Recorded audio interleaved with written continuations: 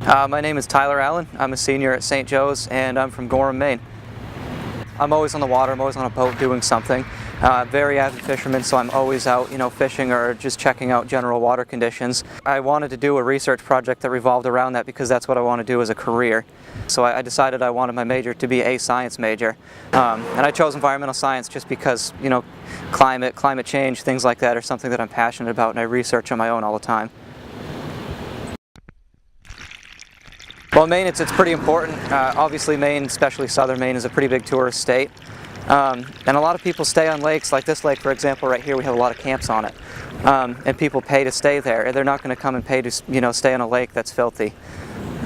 It's also a big deal because we have a lot of fish species that can't survive in low quality water, such as trout, salmon, things like that. If we have a lake that's hyper eutrophied, then they're just not going to survive. So this particular project, I am comparing two small lakes in Maine that haven't had very many studies done on them. I picked this one right here, it's Pickerel Pond in Limerick, Maine. It's a very heavily developed pond.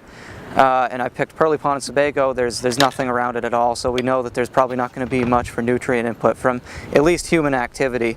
So pretty much what I'm doing here is I'm comparing the two lakes during storm events to see what the difference is in nutrient input and what the difference is in general for nitrate and phosphate content during baseline conditions like we have here today. As far as careers go, in Maine we have a decent amount of jobs. We have Portland Water District and similar companies. I want to be that guy that goes out and takes the water samples. I don't want to be sitting at a desk all day. I just can't do that. If I could go out on a boat or do whatever and take water samples and monitor the lakes, that would be a dream come true.